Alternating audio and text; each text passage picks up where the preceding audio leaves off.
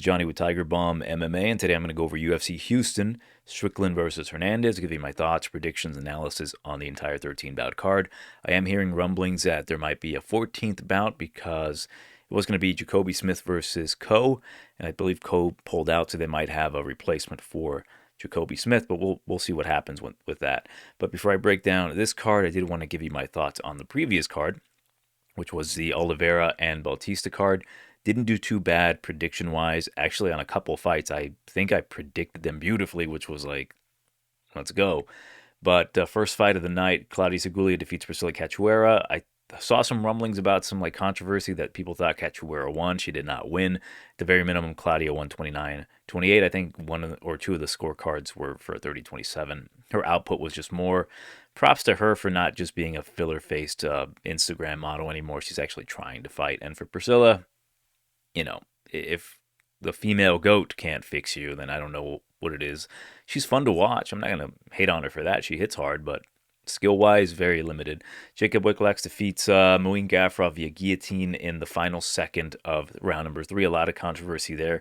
A lot of people talking about Gafurov and his fight IQ. I, for one, was on the cutting edge of Gafurov being a moron. But I even said, hey, he looks like he's cleaned things up. He's fighting a bit smarter. I guess not. I guess I was always right about him. It's very funny to me that I will see something, know that I'm right, but it just hasn't happened yet, so I'm not right yet. I felt that way with Ronda Rousey. I'm like, this girl kind of sucks, but she kept beating people, so what am I going to say? She sucks? Yes. Gafurov was doing things well, attacking the body of Wiklax, people are calling him the smaller DeRitter because he's so awkward and very good at jiu-jitsu. Nasty guillotine to give him credit, but the controversy was, had he not tapped Gafurov there, that is, he would have won the fight. That is incorrect. Had he not gone for the takedown, he 100% would have won that fight 29-28.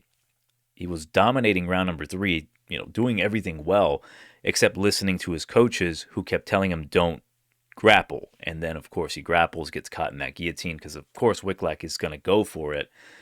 And then he ended up tapping. Tapping or not, it wouldn't have done any good for him because the final thing the judges saw was Gafurov panicking, trying to rip out his mouthpiece and trying to breathe, thus it being the most impactful moment of the fight, essentially the fight finishing sequence that didn't end up finishing the sequence, thus outweighing what Gafurov was doing on the feet. And I hate admitting this, but it's true. But yeah, if Gafurov hadn't gone for the takedown, he would have won. Post-takedown, he was going to lose regardless because he's a moron. Kong Wang defeats Eduardo Mora. People were saying that Tony Week's scorecards of 30-27 for Kong Wang were ridiculous because Mora won round number 2. She won round number 2 on a standard scorecard for a judge, but not a boxing judge like Tony Weeks. Tony Weeks saw Kong Wang punching her from behind. That's enough for him. That's all I'm going to say. But yeah, Kong Wang looked good. A little green still when it comes to defending takedowns. Physically gifted. I'm excited to see what happens with her next. I think she needs a little bit more seasoning, and she might actually have a nice little run in this division. But for Eduardo Mora, it's just kind of been proven. She gasses out. If she can't get a takedown, she is very limited. Javid Basharat, I'll just say this. It was confirmed prior to this fight that Javid is the worst of the Basharat brothers, but after this fight, it is 100% confirmed that in every universe and multiverse and dimension, Javid is the worst brother. He got dropped in the second round, or I would say he got rocked. Better off. He was looking good early. Hands were up, chin was tucked, looked excellent, but then he kind of goes back and reverts to his old ways of being a big toothpick with a big head and target the hit, and a 125er on short notice cracked him and nearly finished him. They ended up cutting him. It's unfortunate. I thought he was good enough. I don't really like the Basharat brothers in general, but I'm not going to deny that they're good. I do think they should give him a second chance, but maybe after getting his stuff together in a regional scene, get a nice finish, bring him back in. Caitlin Souza defeats Bruna Brazil. Bruna again proves that she is the concept of a fighter. She can throw a kick, she can grapple a little bit, nice little knees, but when it comes down to being a fighter, the girl is just lost. She's just standing there like, what do I do? If the fighting nerds can't fix you, no one can. Caitlin, I have my issues with her. I don't necessarily view her as a top-level woman, but at the very least, she is a fighter. Like her and Priscilla Cachoeira are fighters. Maybe not the most gifted, but they will fight every fight. Nikolai Veretennikov defeats Nico Price. Very unfortunate, very short notice. Also very difficult to not pick Veretennikov because he was going to knock him out. Nico, unfortunately, is on like a pretty bad run. He deserves better. I think what they should do for Nico Price for his service to the UFC and putting on exciting fights is that they should have Alex Morono fight Nikolai Veretennikov. After Veretennikov knocks him out, you wake up Morono and be like, wake up, Morono, you're fighting Nico Price, and then have Nico Price knock out Morono, and then they can both retire as what God expected. Moving on, Donchenko versus Alex Morono. After shitting on Morono, Donchenko, essentially he got the first round knockout, but the ref really wanted to cash the over. Morono, I'll give him the utmost respect, for real. I know I just shit on him, but tough as nails. He was like, I am not getting knocked out. I am not getting finished. His legs were cooked. You got to give a guy like that some respect. He still has the fighting spirit in him, and he can still go. It's just at this level with these up-and-coming guys who are stronger, faster, more technically gifted, it's just going to be that he is a, unfortunately, pudgy dude who is maxed out his stats, but he's never going to evolve into that next level, and it's just unfortunate for him. But I wish him the best outside the UFC since he got cut. Dustin Jacoby defeats Julius Walker. Another really weird stoppage. Jacoby knocked him out in the second round multiple times, and then Walker, to his credit, I will give him credit. I view Walker as a guy not ready for the UFC, but he is slowly getting there. Him picking up Jacoby like that in the first round and dumping him, very impressed by that. He shows that his strength is getting better. His technique is getting a bit better. Not many people can do that to Jones, and we see what kind of an athlete that Walker is. So I'm giving Walker a pass here. Too much too soon, but give him a step down in competition. Maybe a slight step up from Cerquera, for God's sakes, who even he was hurting Julius Walker. But that's the most out of it that I got. Like, I expected Jacoby to win that way. Bad reffing. And Julius Walker maybe not as absolute shit as I thought. Furi Bashrat defeats Matsumoto via split decision. I actually thought Matsumoto did well, but not enough to actually win round number 2 or 3. For sure he lost round number 1. I would still give round number 3 to Bashrat 100%. Round number 2 might be some contention. I think John really pushed the pace well in the second round, but not doing much to actually secure any damage or anything of significance. Thus, him getting round number 2 in a split was a little suspicious to me. I felt better with a 30-27 Bashrat, and again, not a fan of the Bashrats, but when it comes to their fighting style, hard to deny that they're not good. And as I broke it down, John is very much so a low kick kind of guy, guillotine guy, and winging punches, opposed to the straight punches of Bashrat, which were getting to the mark cleaner, faster, and more often. Sometimes that activity waned a little bit, especially in the second round when there was more grappling. But even then, I still felt like he landed the cleaner shot. So thus, my scorecard probably would have been a conservative 29-28 Bashrat, but I would not have scoffed at a 30-27 Bash. Oleksiejczuk defeats Barrios. Disappointing he couldn't get the knockout, as a lot of us expected and or predicted, but the fact that he was able to persevere and come back in that third round and actually have better output, very commendable for the guy. I like to see that in guys that you kind of view as maybe potentially being first round or bust. He did lose and slow down in the second, where Mark was coming back. Clinch work, pretty good for Mark. But seeing Oleksiejczuk come back in the third round shows some progress. Excited to see if he can continue improving and maybe get another little first-round knockout streak. Kuniev defeats Almeida. I'm going to say it. It almost felt to me that, like, justifiably, they should have cut Almeida after that fight. That was absolutely despicable. It was hard to watch. And for me, as a guy who bet on him, knowing how skilled he is and him not attempting to actually try to fight and letting himself get put up against the cage and not even attempt to get out of it, to me seemed as if it was some fight fixery afoot. And it's unfortunate that someone can see that kind of performance and attribute it to Jailton Almeida being quote-unquote stupid, and like all he has is a teep kick and a low single that if that doesn't work, he's got nothing else. If the argument is he didn't fix a fight because he's a moron, is not a good argument, and he should not be in the UFC. I don't think Kuniev deserves to be in the top of the division. He is decently skilled, but I don't think Jailton should ever lose to him. That just seemed very off to me. That's just my opinion. not sour grapes. Like, believe me, I'm not like butthurt about him losing or losing a bet. It's just more so it looked very off. So much so that like if the UFC thinks something, letting him go is probably the right move. Horiguchi looked amazing against Albazi. What's funny about Horiguchi is that he's looking so much better now than he did prior. Like in Risen, he was looking a little like long in the tooth, but coming back and fighting in a cage must be like refreshing for him because he's looking amazing.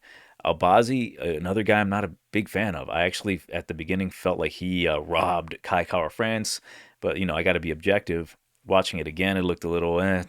I can understand why he won it. He's not a bad fighter. I think injuries really got the worst of him.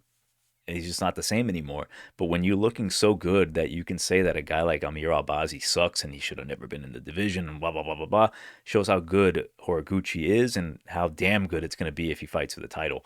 And then Mario Bautista defeats Vinicius Oliveira. Very simply put, was this a fraud check for Oliveira? Yes and no.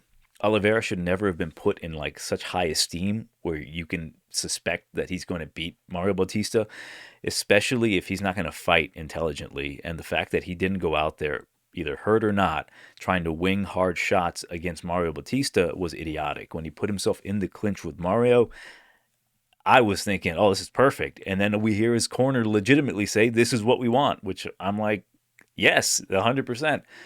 Vinicius has always been a guy very high in confidence, high in like intimidation factors I mentioned, but skill wise, cardio wise, IQ wise, it's kind of low. And when you're going to fight a guy like Bautista, who top of the division, right? Very good. He's proven himself, even in losses, that he can hang. You're not going to do well. And the way he went from the Kimura to the back take to the rear naked choke was just utter buttery sex. It was beautiful. For Vinicius, though, like, we know how to beat him. I've known how to beat this guy. It's just some guys are a little too scared of him because he's just walking you down and mean mugging. And I was a little hesitant going like all in on Bautista, mainly because if Oliveira was going to swing hard in those first 2 rounds, it was going to be kind of difficult for Mario Bautista. I think Vinicius, with a smart game plan, could pose some threat to Mario. But when he started clinching, I'm like, that's it, man. Let me live bet the shit out of Mario. And then it was all downhill for him there. So overall, not a bad night. Some chicanery, but pretty decent. But let's get back to the actual card at hand here and start breaking down these fights, with the first fight of the night being Carly Judice versus Juliana Miller. Minus 400 for Judice. Comeback on Miller is going to be, who cares, plus 300. Miller's not winning this fight. Look, I recorded this video about 3 times. I was having audio issues because your boy doesn't know how to plug in a microphone all the way, apparently. But with this fight, essentially, I'll put it to you this way. The only way Juliana Miller can win this fight, that is if she somehow concocts a time machine using a potato and a clock radio. She goes back in time when she's 4 years old, tells herself, hey, you're going to be a UFC fighter. Your jiu-jitsu is going to be pretty good, but you need to learn how to wrestle. Go for single legs, Greco-Roman wrestling, freestyle wrestling, whatever you can, judo. Learn how to get people to the ground. That way you can actually use your jiu-jitsu, which is your best attribute. Considering the fact that Juliana Miller doesn't even know or understand or grasp the English language, I doubt that being a possibility. When talking about Carly Judice, this girl is excellent. And I have certain doubts about her that continuously keep getting like extinguished every time I see her fight. This girl is fighting beyond her years when it comes to experience. She's only 5-2, 2 losses coming to very good opponents, split decisions. Gabriela Fernandez, former champion in LFA, I believe, and Ernesta Caracate, who, another girl like on the Contender Series. Both girls very limited but incredibly gifted. Judice is very, very good. Fighting out of Louisiana, head kicks MMA. And I bring up a point when it comes to certain fighters not necessarily seeking out the biggest and best gyms or coaches, but finding the right person, the right coach that mixes and welds you into a specific type of fighter. And I think Judice training at head kicks with Aaron Phillips a guy you may not know. Aaron Phillips, former UFC fighter, not the best record. Lost to Gaston Bolanos not too long ago. This guy is a jiu-jitsu guy, very solid on the mat, and also like the name on the MMA gym, head kick kind of guy. He's a karate background, I believe taekwondo. It doesn't matter. The matter is that he is jiu-jitsu and kickboxing. And when you see Judice and her product right now, it's hard to say that she's not excellent for what 20. She's only 26, 5-2, probably one of the better 5-2 females out there. Juliana Miller is 4-3, and she's a throwback to 2009 women's MMA fighters who are sloppy, try to get it to the ground, and by all means, I bet her against Petrovic because if it's going to be a grappling fight, I think Juliana's a little meaner, and 50-50, if she gets the back, she might win. She ended up winning that fight, like plus 300 almost. In this case, so against Judice, a woman who can feint, she jabs, teeps to the body. She's not going to get head and arm thrown. All right, I literally wrote that down in big bold letters. Will not get head and arm thrown. If she does, I'm going to be pissed. But I think she's just a much better athlete, much more comfortable on the feet. And this is unfortunately a sacrificial slaughter, lamb to the slaughter, because she is fighting in Houston, not too far away from Louisiana, where she's from. People will migrate. She's opening the card, and people want blood. And unfortunately, they want the blood of Juliana Miller. Give me Carly Judice to get a knockout in the first 2 rounds. Again, like Judice isn't a woman that like seeks the knockout. It just finds her. The door is open, and then she just happens to jump through it. And Miller is a woman that's constantly leaving that knockout door open. Like her hands are whack. If Miller has shown any improvements on the feet, props to her. If she doesn't get finished, props to her. But this is 100% a Judice fight where she's going to dictate the pace, dictate the distance, and dictate who gets finished, and it won't be her. Next bout, we've got Yadier Del Valle versus Jordan Leavitt. Jordan dropping down to 145 from 155. He is plus 295. Come back on Del Valle, the Cuban problem, minus 400. Let me bump this up so people can see. Let's be real here. This, to me, should be avoided kind of fight. Like, I don't want anything to do with it. I'm going to enjoy it. Like, with Del Valle, with the unpleasantness that happened in his previous fight against the Midwest Chopper, Isaac Dogarian. By the way, he's no longer the Midwest Chopper. I am now the Midwest Chopper. When it comes to Dogarian's fight, look, man, it shouldn't take away from Del Valle. It shouldn't take away from him because I don't think he was involved in any of that. It didn't seem like it. It was just him trying to win a fight, and he won it. But when you're struggling to choke out a guy who wants to get choked out, it's I'm not saying like he sucks or anything. I'm definitely not. I'm just saying it's a little concerning that if someone was to try to escape that, he might be on bottom position, and a guy like Leavitt could have some success in that. When we're breaking it down, excluding that information, but still having a cloud of it, just remember that we cannot take the minus 400 seriously. That to me does not seem real. It seems like we're fucking fever dreaming. He should not be minus 400 against Jordan Leavitt. Jordan's too good for that. Him dropping down in weight might be a problem, but it might not. We don't know. When it comes down to it, Del Valle is going to be the more physical guy. I think he's going to be the better striker. He's going to be stronger. He does have some wrestling background and jiu-jitsu. I believe a black belt is from what I heard. Jordan's just got an awkward, funky style that can give a lot of people trouble. Gave Paddy Pimblett trouble. And this guy only loses to really good grapplers. He lost to, I forget his name. It doesn't matter. The Prince of Peru, the little booty scoot guy who gets hit in the stomach and quits. And then he lost to Paddy Pimblett. And then he lost to another very good grappler in Chase Hooper. And this is 100% going to be a grappling matchup where, it's going to be in Texas. Houston judges will be biased. It's going to be tough. If they expect Del Valle to be Mexican, they might just give him the win if it becomes a close fight. That's just, joking around. But, of course, you can't really take sometimes the Texas judges too seriously based on how they judge their fights. But the way I view this fight being, it's going to be an honest fight. I think the value is going to be on Jordan Leavitt, 100%, minus 400 on Del Valle, and a guy who realistically isn't proven based off of one fight where a guy tried to go for a takedown and he could have gotten it, but he didn't because he wanted money. It's hard to justify the minus 400. I don't think he should be. If this was minus 150 for Del Valle, I'd be like, that is realistic, right? We're not respecting Jordan Leavitt here, and that lack of respect just shows me that he should be the guy you should probably put your money on, at least give a shot. If Del Valle comes out here and knocks him out in the first round, then man, he's legit. But I don't know that yet. I for sure don't. I'm gonna take him to win by decision by using that physicality, landing the harder strikes, and trying to avoid getting submitted by Jordan Leavitt. If Jordan is kind of getting tired at 155, him dropping 10 pounds, we don't know. It might gas him out sooner. Odds are it won't, but it's all up in the air. I'm just going to stick with a very conservative, I might just say automatically I get this one wrong, Del Valle decision, just because I really I don't want to spend time on something where I really don't know based off of like how good is this guy? Well, minus 400 indicates he can stuff takedowns of a guy like Bulgarian, who's typically a smasher. That is kind of the correlation I'm seeing. Like he's getting credit for a fight that he shouldn't be getting credit for, and it's not his fault. So thus, I want nothing to do with it. Moving on.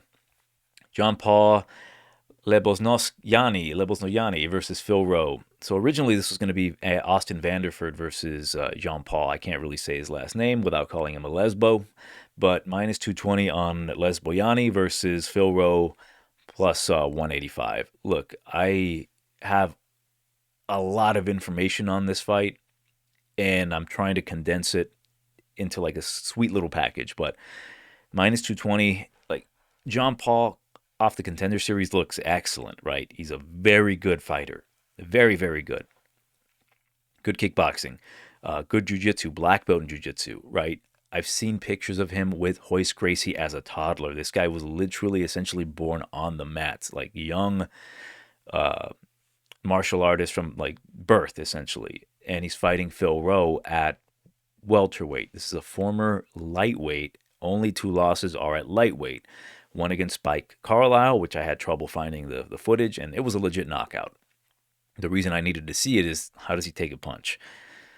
Well, it's lightweight. He moved up for a reason, but his second loss, which was against Jacoby Jones, that was a little bit concerning to me. Again, at lightweight, the stoppage was kind of BS. Like, yes, he was bleeding, but it was a pretty bad cut. He was bleeding, like completely covered in blood, but he was in the bottom position, kind of holding on to Jones to prevent any like position changes or any punches. And the referee just saw him covered in blood and just said that was it.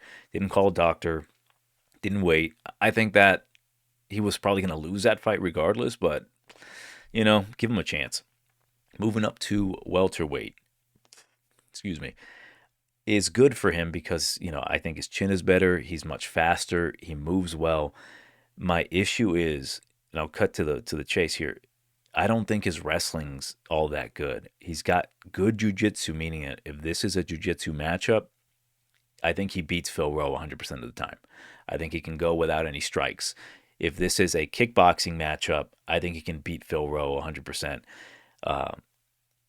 It's just going to be tough because in the kickboxing realm, he is going to be the faster guy. He's going to keep the distance with his kicks. Very good kicking game, as we've seen, like good head kicks, nasty, sneaky head kicks. The biggest issue is that he's fighting too big of a man, and I am a bit worried about that. Like Phil Rowe, I have issues with Phil. I think there's a clear game plan on how to beat Phil Rowe. You can hurt him for sure, but you need a certain level of physicality to get him to the ground and keep him there because he's not necessarily bad off of his back. He's a little tricky, but he's so tall and he's really hard to get down sometimes, especially if you're not strong enough to hold him down. Like Ko was able to easily get him down because he has a very solid base of judo and he's a strong dude, very physical guy. And it made it look really easy. Thus, you might think, hey, a guy with a black belt in jiu-jitsu and the type of kickboxing should be a breeze in the park. My view of this fight is I'm going to pick John Paul. I think he's talented enough to win this fight because he is. He's 100% talented. I just worry that he might be a little too small for welterweight and not physical enough for a guy like Phil Rowe. Phil Rowe's best attribute is his reach, which right here he's going to have over 8 inches of reach advantage over John Paul, and his boxing, which he uses well. And on top of that, if you can't get him down and he starts pressuring you, I do think John Paul can move around the cage well because I've seen him do it for 3 rounds against a very similar height opponent, just not as reachy and or as tall. But if John Paul can do that and not get caught in a position where Phil is like throwing shots to the body and hurting him, where he is at that point needing to maybe clinch and get a takedown to like change the pace, I think John Paul can be in trouble if Phil can do that to him. But if John Paul is showing a level of like maybe grappling that I haven't seen, because I went back and watched a lot of his tape and I see him struggle getting takedowns or not even go for takedowns. So ultimately, I do think John Paul can win this fight on the feet. He is going to be faster. He does hit hard, maybe not as hard as Phil Rowe with his punches. His kicks for sure will attack the legs of Phil Rowe. My overall analysis is that if John Paul wins this fight and if he doesn't do it in like the first round and he goes to a decision like I'm expecting, there might be some questions in the future about him being a fraud. Let's just say that. If Phil Rowe were to finish John Paul, I think it might be a concept of like, hey, just too much too soon, too big of a man, and we might even give him a slide. So that's kind of how I'm seeing it. I do think Phil Rowe is incredibly live here based off of those attributes, and I do think that if he can pressure John Paul and make him uncomfortable, cut off the cage, hit some body shots, and crack him with some nice like hooks and straight punches, he can make him uncomfortable enough where he needs to shoot, and he's going to start kind of breaking at that point. If you go back and watch the Jacoby Jones fight, you see that kind of happen. Jacoby is stuffing his takedowns and just he is flopping to his back. And at that point, that's going to be spelling the end of the fight, essentially. And I think Phil can take over. But if John Paul can keep it on the feet and use that game plan of just skirting around, using the entire like canvas, and essentially paint a beautiful picture of kickboxing and the point fighting, he can win this fight. Because I don't think Phil Rowe is the most like, I don't want to say he's an idiot, but I just don't think he's the most like fight IQ level fighter, and I do think John Paul is worthy of that type of title. So give me John Paul by a decision, but I am looking at the Phil Rowe live betting line. Next bout, another fight where I'm like torn. To keep it real, this is a pick'em fight. I do think the odds are now swinging in the favor of Ramiz Brahimaj here. Let me double check just to be 100. Yeah, minus 135. So some money is coming in on Brahimaj, and I understand. Let me just be very blunt because like I can spend way too much time talking about this and why I'm like leaning back and forth. I think Brahimaj is the better fighter between the two. I think he's got the better diversity of strikes. I think he's got the better fight ending ability when it comes to the submission game. Of course, Punahele can land and he can hit hard, but he's pretty basic with that left hand. And on top of that, with Brahimaj, I think leaving Fortis MMA was one of the best things that ever happened to him. He's now showing a level of confidence that we haven't seen before. But there's certain things about him that are questionable. What isn't questionable is his jiu-jitsu and his choke game. Like, he is nasty. Him getting Vanderford in that front choke, essentially like a bit of a go-go choke, if you will, almost like 10-finger guillotine, just a front choke. To get Vanderford with that indicates that his submission game and his grip strength must be pretty damn good to choke people out. Puna, kind of a low IQ guy, essentially, but he's very strong. He's a brute. What I'm seeing with this fight is, as I mentioned, sometimes I might not be right, but it doesn't necessarily make me wrong. I'm not right quite at this time. And with Brahimaj, when you look at how he fights, very high intensity, in your face grappler. And if he gets a hold of you, he's dangerous. You know, you see how Billy Ray Goff fought like an idiot, put himself in a guillotine twice, and then the final time he got choked out unconscious. You can't do that with Brahimaj. Because if you give him any sort of opportunity, you know, diving for the legs, he's going to try to get you with that, and he's very good at it. I think he's good. He's definitely good. He's improved. I think his striking's gotten better, but let's be real here. When it comes to Brahimaj, there's a way to beat him, and that's clinching him, getting him tired, and negating his number one factor, which is the choking game. If you can hold him against the cage, if you can clinch with him, if you can hold him in that position and kind of beat him up, he becomes essentially negated, and he really can't do much. He will then start accepting position. You can get on top of him easier, and that threat of the submission is not going to be there. It just takes a certain level of guy to do that. And Puna does give me some concern that he's not that kind of a guy. He has been showing better, I guess, grappling tendencies, a little bit better when it comes to the like output with his grappling. Like when you see the Veretennikov fight, and you're thinking to yourself, well, Veretennikov nearly choked him out. Well, Veretennikov's not considered a guillotine guy. He's a striker, but compared to Veretennikov and Puna, Veretennikov was huge, and I'll give him a pass for him gassing in that fight. But when you see his fight with what was his name? Poor kid, Miguel Baeza, he was essentially holding Miguel down at a certain point and just unloading on him because he couldn't get up. Miguel was just too weak. And essentially, how I view this fight is I think the strength of Punahele might be the key factor here. Like, Puna is not going to get taken down. If he does, it's going to be embarrassing. I think Puna has some good takedown defense. He's shown it in the past, but it's not his takedown defense that I'm worried about. It's his IQ. He can get kind of caught by surprise. I don't think Ramiz is going to knock him out. The thing is, I think that if Puna comes in with the game plan of, let me try to strike with him early, be the faster guy, try to hurt him, and then initiate the clinch and keep him there, bury my head in his chest and unload punches to the body, sap his energy, that's how you beat Brahimaj. Austin Vanderford, even when he got hurt by being out of position and he got head kicked, like a beautiful head kick, he was still able to recover and get Brahimaj down because he's a much better wrestler. And then he just got caught with that guillotine. He was hurt.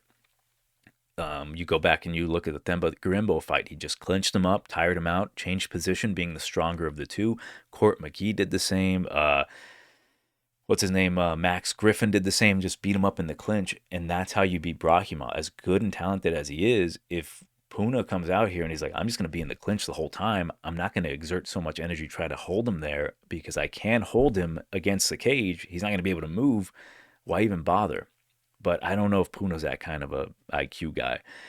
Because of that reality, I am going to take Puna to win this one by a decision. I do think he's got a good chance here. The odds indicate it. I just think that maybe Brahimaj, I'm not fully wrong about him. I know he's getting better, and I do believe that he's live for a submission here, but it's going to take something for him to get that submission, and I don't know if he's going to be able to outmuscle Puna, a former 185er. And I do think Brahimaj can actually even go down to 155. I've actually thought for a while, sometimes when I would hear his name, I'd be like, oh, did he move up to welterweight? Like, no, he's always been a welterweight. He's very talented, but that talent is very limited when you can't get it off. If you can't get you down, and if he can't outmuscle you and put you in that position, then he just is negated. And I think that's what's going to happen, unfortunately, because I kind of was all in on Brahimaj, but then after doing the tape, I saw a lot of glaring issues with both. I saw more good from Brahimaj, but still moments where he's losing. And I saw some really bad shit from Punahele, but I saw how he can win this fight. I'm hoping that I don't have a lot of faith in Extreme Couture, but I'm hoping Extreme can like get him in that position of, hey, fuck trying to get a knockout. If it comes, it comes. Negate this motherfucker, and you'll win this fight. Moving on here, we've got a rematch here. We've got Nora Cornolle versus Jaws and Edwards. The rematch, realistically, I thought Edwards won the first fight. Here's how it breaks down, right? Jocelyn's going to be like minus 300 essentially. And in this specific fight, I think she's the more talented of the two. She's younger. I think she's a bit of a head case. So if you see her fight with Cachoeira, my concern with that in taping her is that she was so adamant to not want to strike with her. She didn't even realize how good of a striker she was. If you've ever seen the movie Moneyball, at the end, the point of like the movie's like the guy is they show tape of a big fat dude hitting a home run, but because he previously like completely like fumbled and like missed the bag or something specifically, like he didn't even realize that he had a home run. So essentially with Jocelyn Edwards, she had the home run all along, but she tried to grapple because she was so afraid that she wasn't going to get it.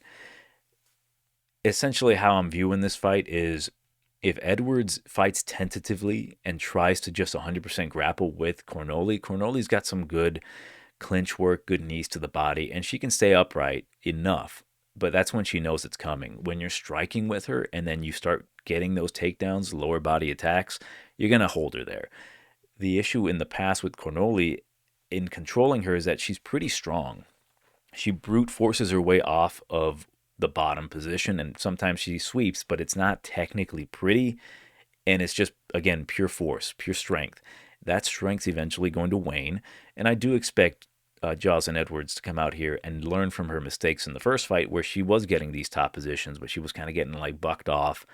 She has to settle in, control the pace on the ground, and then start working your game there. On the feet, I think her hands are definitely improved. It's just her tentativeness sometimes kind of pisses me off.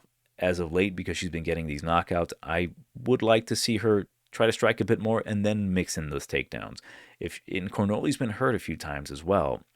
Her chin's not epic or anything like that. And when you look at it, like Cornolle's only been beating like Haley Cowan. Like Haley Cowan's not good. Like she's been working on her jiu-jitsu, and even Haley was able to get her down and hold her there.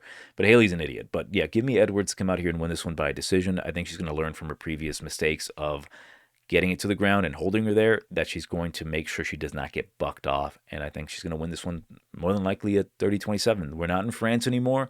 There's not going to be any bullshit with the judges. Next bout, we've got Alden Coria versus Luis Gurule. And with the odds, it has minus 270 on Coria. Comeback on Gurule is plus 210. I was very critical on Coria because when I'm watching his tape outside the UFC, which was, I believe, LFA, right? No, in Fury, he was looking like he wasn't quite UFC ready when he fought Alessandro Costa. I was like, yeah, I think Costa might be a step above. This guy's good, but he's just not showing that he's quite ready. But when he shows up in that cage versus Costa, he proved he was ready. And that shows to me that this guy is improving fight to fight. The reason for it is his training camp, his gym, the 4-ounce Fight Club, training with Joshua Van, his main coach being, especially when it comes to the grappling, Daniel Pineda. And I always bring up Daniel Pineda when talking about Joshua Van, but it's almost undeniable at this point that sometimes you just need that right guy, and Daniel Pineda might be the right guy for these Houston guys. Because Alden impressed the shit out of me in his debut. He was beautifully flowing on the feet, striking with his beautiful 1-2 boxing, very clean, crisp, good low kicks, even initiating the grappling with a high-level black belt like Costa, showing no fear. Even when he got his back taken, highly impressed by that. I was like, yo, he didn't panic. He even recovered and got on top of him. This kid is more than ready for the UFC, and it's crazy how he went from like, he might not be, to like day of, lights being bright, just fighting the way he did. Impressive as shit for Gurule. Look, I call him Alexander Volkanovski because he kind of fights like Volkanovski, like very measured, very intelligent, but he doesn't have the defense or the output or, unfortunately, that level of fight IQ of the game. He's very good, and that's unfortunate. He's on a 2-fight losing streak, and he's a big dog here, and if he loses this one, he's going to get cut. He beat Nick Piccinini on short notice on the Contender Series, and that was enough for him to get a UFC debut. He is more, in my eyes, a kind of a brawl and sprawl kind of guy, or sprawl and brawl. He's very measured and calculated. He wants to counter, and when he throws big, and he does have Greco-Roman background and freestyle wrestling background. He's a very solid guy, very, very good cardio, very good pace management. And that's where I have issues with him. His last fight against Jose Aguilar, which I love Aguilar, he's a little dog, but if you can't beat Aguilar, knowing that you're that good of a wrestler and that good of a striker, and he's just dogging you, literally, he just got outpointed by out-dogging him. Very, very suspect to me that he might not just have it in him. Like, I don't know how to convey this without being rude or mean to Gurule, because I do think he's a very good fighter, like very solid fighter. I just don't know if he is UFC caliber, where guys are going to bring the fight to him. That's where I think he has the issue, where normally if he is the bigger dude, more intimidating guy at a lower level promotion, he's the big dog, right? Like he's the guy you got to beat. He's maintaining his pace and his pressure, but when you get guys that are like, man, I'm not playing that fucking game. I'm going to come after you, like we saw with Aguilar. Aguilar was not and is not the better fighter. He has good attributes, but it doesn't matter with Gurule if you allow that to happen, and I think that's what happened here. I'm seeing more prospect out of Alden Coria with his striking, with his like fearlessness, just like Joshua Van's nickname says, his ability to just take the fight wherever he wants to. I'm liking what I'm seeing from this kid, and I do think he's going to come out here and knock out Luis Gurule, who, out of his last 4 fights, he's been dropped 3 times. He's been knocked out once in that, which was Ode Osbourne. And in that Ode Osbourne fight, like I saw potential in him. Like, yeah, he can grapple. He needs to show his dominance against a guy like Ode Osbourne. And again, like he was too comfortable at his pace. And then the moment Ode decided to go fast and disrupt that pace that he was like getting accustomed to, he got caught and he got hurt. A guy like Jacob Silva should not be hurting a guy like Luis Gurule. Let's just say that. And then, of course, he got dropped by Aguilar with a jab. I don't think his chin's very good. He can recover for sure, but I think his motor skills really get diminished if he gets hurt. Even though doesn't get put out cold, I don't think he knows how to recover. So if Alden cracks him with a nice jab or a nice 1-2 down the middle, I think he's getting finished because despite him being very good everywhere, I just think Alden is a step ahead of him everywhere as well. I think Gurule's going to try to like slow the fight down in the first round, trying to use his strength and his grappling against the cage and the clinch work. Because I've seen Alden lose that way against the guy he should not have lost to. But that level of guy that he was then to the guy he is now, he won't allow that to happen. So give me Coria to come out here, get a Houston-sized knockout in the second round. I do think Gurule is going to show something early because, again, he's not bad. He's good enough to survive, but not good enough to survive the entire fight. Next bout, we've got Ode Osbourne versus Alibi Idris. Minus 174. Idris come back on Osbourne plus 145. For new viewers, Osbourne's been on my shit list for a long time. This guy lost to Tyson Nam, and the way he lost to him automatically put him on this, like, this guy sucks. You don't jump up in the air versus a guy with powerful hands. You know, he's known to get nasty knockouts for Tyson Nam. Jump up in the air, close the distance for him, land in front of him with your hands down, and you deserve to get knocked out. So ever since then, I'm like, this guy is like ridiculous. And it angers me because he's so talented. This guy, incredibly fast, good boxing, good hands, like pretty decent jiu-jitsu as well. Very big for the weight class. But man, his grappling lets him down, his cardio lets him down, and most importantly, his IQ lets him down. Sometimes he will cut weight to the point where, well, how do I say that? He misses weight. Let's just say that. That makes me sound a little bit less fucking stupid. He misses weight on purpose, like he did against Urseg, and he cracked Urseg. But after Urseg recovers, you know, Ode does the same shit all the time, where he just pops open his head, throws his brain out, and he's just like, let athleticism take over, and then he gets choked out. Look, I think Ode at this point is more comfortable and probably happier doing online skits on Instagram than he is fighting. For Alibi, let's be real about Alibi. He was a big, big favorite in his last fight against Morales. But let me be even more clear with Morales. Morales, I think, was sandbagging like a motherfucker in the tough house because he did not look that good in any fight in the tough house. So it almost seems like he was holding back. And that is unfortunate for Alibi because I do think Alibi was like, I got this, man. I've just seen this guy in Morales go to a split decision almost with a 19-year-old. Like, this guy's not as good as what we're hearing, but we know he's got good jiu-jitsu. We just got to mind our P's and Q's, keep it on our feet. He won't be able to do shit or touch me because Alibi's a decent striker, decent grappler, good cardio as well. He can push a pace, get you down. He's just very high effort, let's just say. But with the pressure that was coming from Morales and that boxing that he was showing and him trying to get takedowns, I think Alibi got like shook. He's like, oh, this is not the same guy I've been fucking eating breakfast with and watching him train. Like, this guy's way better than what I thought. And that's just unfortunate for Alibi. And I think he did take him like lightly. But with Alibi at this point at minus 170, I do think he has a lot of promise. Going into that fight, I was like, he's got this in the bag. Like, he just has to do his game, which is like pressure. Maybe don't spin so fucking much, but he's got good spinning kicks. He fights like a typical Kazakh fighter, and he does have guys like Asu Almabayev on his side and Almakhan on his side. So he's got good dudes to help him. And with Almabayev already submitting and beating Ode Osbourne, the game plan is going to be there, which is going to be wrestle this guy, get in close, take him down.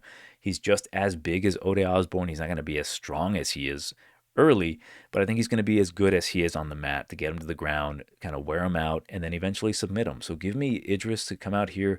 Let's have a redemption here against the guy who is a pretty decent name, very overall good fighter, but kind of a gimme. It's a tough gimme fight. It's one of these like high risk somewhat high reward. Like you get your UFC win, you get your feet on the ground, you get your feet wet essentially. Give me Idris to come out here and submit him in the second round, rear naked choke. Next bout, we've got Chidi Njokuani versus Carlos Leal. Leal is minus 185. Chidi is plus 165. Look, I like Chidi a lot. I even dub him the African smoke monster. And if you ever hear him talk, you'll know exactly what I'm talking about. Carlos Leal, big letdown the last time out. And there's a lot to talk about Leal, but let me focus on Chidi. Chidi, nasty Muay Thai fighter. Good knees up the middle. Tall guy for the weight class. Disgusting elbows. Hard hitter. Black belt in jiu-jitsu, quote unquote. But Chidi, unfortunately, is known to give up the ghost, if you will. He will say, that's it for me, folks. See you later. We've seen it happen on a couple of different times. Like if you pressure him, if you exhaust him, he'll cover up and say that's enough. It's very unfortunate. And a guy like Leal is primed to do that to him. Look, say what you want about Leal in his last fight. Like I even told people, look, let me give you the explanation. Like I oftentimes my brain works almost like I have ADHD and or autism. Who cares? But I can think of situations within a nanosecond. When I'm watching Carlos Leal get hit by Muslim Salikov on the temple or the top of the head and he goes down, my brain instantly has this little fictional fairy tale land where it's like, no. Carlos Leal is not knocked out. No, he's playing possum. He's trying to get Muslim into his guard so he can submit him. And then a nanosecond later, they call off the fight because he actually got knocked out. I was like, fuck. Because I was in disbelief. Like, how did this happen, Carlos Leal? How did this happen as like a minus 400 and plus? And that's because he keeps his hands down. He fights with those hands down because he has so much confidence in himself.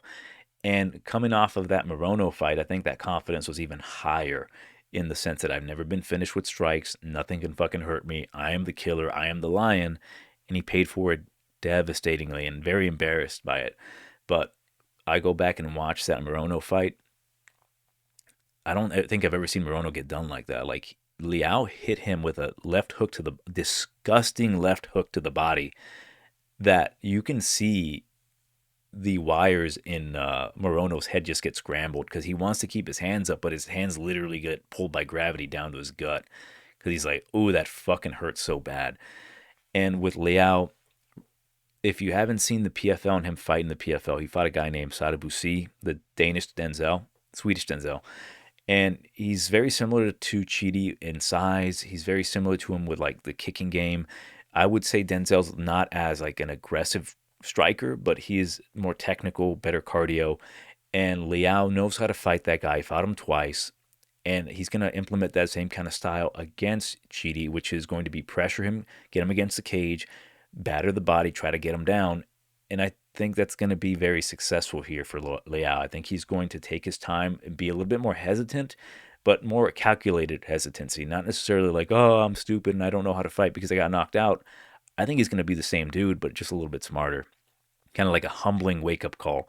It's no shame to get knocked out by a guy like Muslim Salikov. He does that to a lot of guys. And considering your style, it just worked out for him. Here, keep your hands up, be a little bit more safe.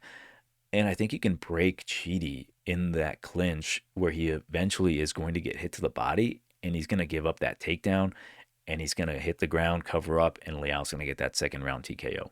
So that's how I'm viewing this fight. Is Leal going to get knocked out? If he does, and that's highly unfortunate because he's much better than getting knocked out by Muslim Salikov. Moving on here, we've got a middleweight fight at, unfortunately, we got Michel Pereira here. Look, let me be real with you. I said in his last fight against Kyle Daukaus that if he has anything left in the tank, he should be able to beat Kyle Daukaus. He did not beat Kyle Daukaus. Thus, via my own words, he has nothing left in the tank anymore. It hurts to say he is minus 145 here against Zachary Reese, a guy that he would have him like picking up and cleaning his like gym clothes. You know what I'm saying? Like he should not even be in the same breath as Zachary Reese, Pereira. That is, like, they shouldn't even be matched up. But like we're in this situation now. The difference is like with Kyle, there's issues with Kyle. I'll talk about Kyle when he fights, but Kyle's boxing has improved to the point that, like, as long as you don't break his confidence, he's pretty good with the boxing. And he got clipped. But that is a big indicator that that ass whooping he took from Fluffy has just drained him. And as much as I want to make a case for Pereira, because there is for sure a case, I don't want to go through that heartbreaking again. You know what I mean? Like, have you ever seen Django Unchained? That scene where D'Artagnan's getting chewed up by the dogs. Right before that, they're like, "You got to come back and get me some more fights." He's like, "I ain't got it in me no mo." I don't think Michelle got it in him no mo. And it's just unfortunate for Zachary Reese when I'm watching his tape, and he's getting kneed to the gut by a guy like Jackson McVeigh. And granted, Jackson's a tall dude, and that's his game plan. And he's getting hurt by that. I'm like, man, fuck that. Like, Michelle can kick him to the body. He's got the nastiest little teep kick. He hurts almost everybody with that little teep kick. So why not this time? Well, this time it's because it's just Pereira's not the same anymore, man. It's just unfortunate. So I have to go with Zachary Reese based off of literally my own words. Like, he just doesn't have it anymore. So give me Zachary Reese to come out here and get a TKO in the second round. Use your body, clinch him up, extend it past round number one, and you can get him to the ground and beat him up there.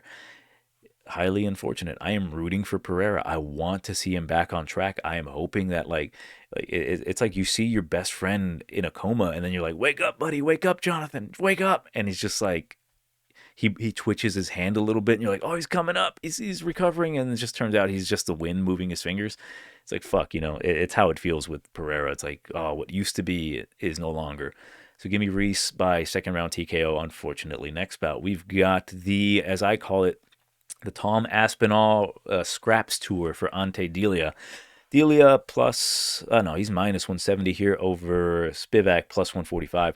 Look, the reason I say that is this is the second fighter that Tom Aspinall has knocked out that now Delija is going to knock out. The first one was Marcin Tybura. Look, people like to give Spivak a lot of credit, and he deserves it. He's gotten better over the years, but he's still the same guy. You crack him, he'll cover up. He'll call it a day. Ante Delia's got nasty striking, good hands, and I feel for him against the Costa fight. I was driving back from Leavenworth, Washington, like during the fights, so like I kept losing connection because we're in the mountains and such. So I see I see him get the TKO. I lose connection on my phone. Then I get connection, and then they're fighting again, and he gets knocked out. And I'm like, what just happened? So it's very unfortunate for him because if you look at it from his standpoint, yes, he fouled him, and I'm not trying to make an excuse like for him. It's just the situation being like he fouled him. He thought he won. He like untenses. He's no longer in that killer mode, and then he has to fight him again, and he gets cracked and dropped. It just feels like, oh, that sucks. So I feel for the guy. I think it was the right decision for sure, but shit happens. It is what it is. We move on from it. And now you're fighting a guy in Spivak who, this guy got knocked out by a guy who's no longer in the UFC, and Jailton Almeida. So that's unfortunate. And if you see Delia's striking, his grappling game, I think he's going to be more than ready to come out here and beat Spivak. So get me Ante Delia to come out here, get him in the first round. I just think he's too good. Even in that fight with Costa, he was doing well. It's just up until the break and everything, that's when he was just like flat-footed, and then he got caught. If he comes out here in killer mode, he's going to kill, and I think he's going to get him out in the first. Next bout, we've got another fight I did a ton of research on. Dan Ige versus Marquisael Costa. Costa, the favorite, minus 220. Comeback on Dan Ige is plus 170. It comes down to how much do I value Costa. Now, I was viewing Costa via rose-tinted memory glasses, because I'm thinking this guy moves well and his jiu-jitsu's really good and he kicked the shit out of Charrier. Man, this guy's way better than I thought he was. I go back and watch the tape. He sucks at keeping range. He's not the worst, but he kind of sucks at it. He throws kicks, and if you accept getting kicked, you're going to stay in kicking range.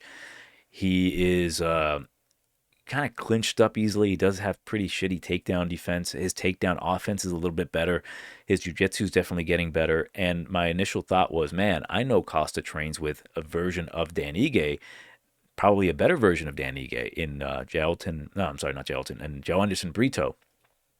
And I'm like, yo, what Costa needs to do is get on his bike, stay at distance, kick him, and then just avoid getting into a brawl. And then I'm like, let me double check his Instagram, and what do I see? I see him and Joe Anderson Brito in a brawl, And the majority of the highlights of the video that Costa posted on his page is Costa getting cracked in the mouth by Brito, a smaller guy, getting in close and unleashing fucking hell on him.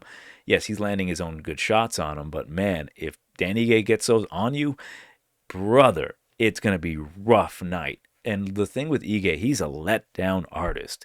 He will look good on one fight. You expect him to be the same guy as you viewed him in the past. This guy who hits fucking hard, jiu-jitsu black belt, like a scrapper.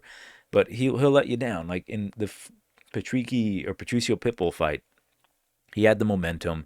He had the power. It was a mirror matchup, and just Patricio used his superior overall skill set to get him the win. And him getting taken down, it was a bad look. So thus, he is the underdog, and it's understandable. But in context, former Bellator champion, two-time champion. You look at Lerone Murphy, he's about to fight for the title soon, if not, now. Diego Lopez, two-time title challenger. You look at his losses, you look at who has been fighting and not getting finished by any of them. And I look at Melky, a guy who's struggling with Julian Erosa, losing rounds to him, consistently loses third rounds, lost the third round to Erosa and to C-Rod, Christian Rodriguez. And with the Christian fight, like, I picked Mel because of the theory that I have that C-Rod has issues with tall, lanky dudes. Comes out to be true. But in this fight, it's hard for me to ignore that there's not a ton of value on Dan Ige here to actually get that knockout. I think he can pressure. I think he actually has better wrestling and better jiu-jitsu than Costa, who's only a brown belt. And don't get me wrong, I think Costa is incredibly talented, but man, if those kicks aren't landing and if those kicks are getting like countered, if Dan Ige goes into the firefight, attacks the body, and just goes after him, we just saw Dan Ige fight another rangy guy in Sean Woodson, who, when I'm looking at that fight, I'm thinking, well, Woodson's not moving his feet too well. Costa's going to move his feet well. Then I go tape Costa, and that dude just standing there trying to trade.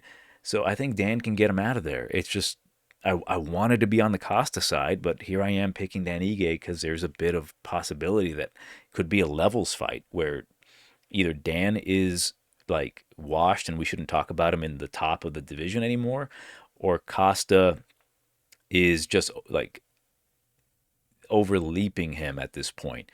If this is a tough, close fight, then both things can be true. Maybe Costa is improving enough for him to be in the top 10. But for sure, Dan's not going to enter the top 10 anymore. Like there's just a clear path to beat him. But it's hard to even say that when he's just been fighting killers. And Mel Costa, his best win is Cherrier. And that knockout was impressive. But shit, I don't think Cherrier saw that shit coming. Ultimately, though, give me Dan Ige to come out here and get the victory. If he pushes that pressure, he's got an iron chin, and he starts just ripping to the body and ripping to the head of Costa, I think he can get him out of there. So give me Dan Ige by second round knockout. Next bout, we've got Jeff Neal versus Uros Medic for the co-main event. It's going to be great. Like, I'm a big Jeff Neal guy. I just recently found out he's been, like, fucking high out of his mind for the last 5 years, so he's sober now. Which leads me to think, man, if you were able to do all that while, like, drunk and high and not necessarily taking your life seriously, what are you going to look like now? While I'm taping his last fight against Prates, granted, man, I was like on Prates that whole fight, but I'm like, damn, I gotta respect Neal. Neal can give a lot of dudes trouble, like nasty southpaw. And he did give Prates a little bit of trouble, cracked him a few times. But Prates, when he got into that flow state, I kept saying like, oh no, he doesn't deserve what's gonna happen to him. Like as I'm retaping it, and then he gets hit, and my girlfriend's like, what are you talking about? Like, oh no, Jeff Neal doesn't deserve this. Jeff Neal doesn't deserve this. Then the elbow hits him, and it's like, oh, man, that was rough. It was a nasty-ass elbow, but it took a nasty-ass elbow like that to get him out of there. It doesn't take much to get Medic out of there. He's been knocked out or dropped multiple times, and let me list those off. I'm going to go with Jeff Neal, but my theory on this is that southpaw versus southpaw, Medic doesn't see the right hand coming almost ever, whether it be a southpaw, which is, I believe, he's been hurt by 3 or 4 southpaws, and then 1 conventional, which was Gilbert Urbina. Another thing, getting dropped by Gilbert Urbina, no, fuck that. And you can say, well, Muslim Salikov, he knocked him out. Different style, different speed, different age, different range. It is what it is. But ultimately, what it comes down to, if you look at his previous fights, you see his fight with Urbina got dropped with the right hand, keeps his left hand low because that's his power hand. Gets dropped by Punahele Soriano, another southpaw who landed the right hand as he was rushing in. I don't remember the Tim Means fight. Oralby, let's go back and look at his fights. I know Semmelsberger dropped him with the right hand, and he is also a southpaw. So consistently, dude, if you're fighting Medic, if you're fighting a southpaw, you're probably going to get dropped with the right hand. Let's see here. Jalen Turner, another southpaw, ended up finishing him. So it's very consistent to me that southpaws are going to give Uros Medic trouble. Jeff Neal, to me, is still tough, still top of the division, number 13. Medic, very talented, very gifted, very quick, but probably a better kickboxer in general, but shitty chin, horrible recovery. Jeff Neal, give me round number 2 knockout.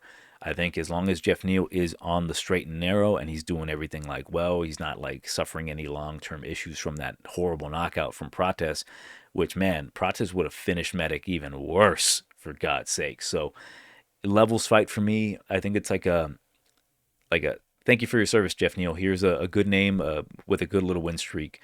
Knock him the fuck out for us. No problem, says Jeff Neal. And then he's like, would you like a bloomin' onion with that? Regardless of that. Anyways, moving on, main event. He worked the Texas Roadhouse for a long time. But main event, Sean Strickland versus Anthony Fluffy Hernandez. Now, the odds have it in favor of Hernandez, minus 250. Come back on Tarzan Strickland, plus 210. And we're all going to have an opinion, and we all believe that Fluffy is going to win. There's some people that think Sean's going to come out here and do some damage and, do what he does, jab, teep, lift your knee up. My thing is with Fluffy, he's coming off of a layoff. I don't really know what his injury was that got him out of not the Drickus fight, the Ritter fight. That was back in October that he pulled out. Hand, just says injury, so I don't know. Generally, though, when he's coming off of an injury, I'm not a big fan of betting and or kind of putting a whole ton of stock onto Fluffy, because the last time I remember him coming off of an injury was he fought Josh Fremd, and we all know Josh doesn't belong. He doesn't even belong in the same sentence as Fluffy, and it was kind of a close fight where it was like, this is concerning. So we know he's got the great cardio. I'm just a little concerned that he might not be 100%. I'm hearing things that he might not be fully healed. Sean, at the very least, like, he's a 5-round fighter. He doesn't really get tired. Does have fight-winning output, and by that I mean bare minimum like strikes that he can do. We haven't seen that killer Sean Strickland in a long time. The fact that his last fight was the Drickus fight, where Eric Nixick is like, we have to have a talk about what you want to do. Huge red flag. Look, let me be real. This is going to sound like a joke. It is a joke, but partially real. Sean Strickland's not the same killer he used to be. The dude found love. He has a beautiful woman in his life. He's no longer sleeping alone, angry. He gets to wake up in nice sheets. He's got everything he wants, all the guns that he wants. He's content.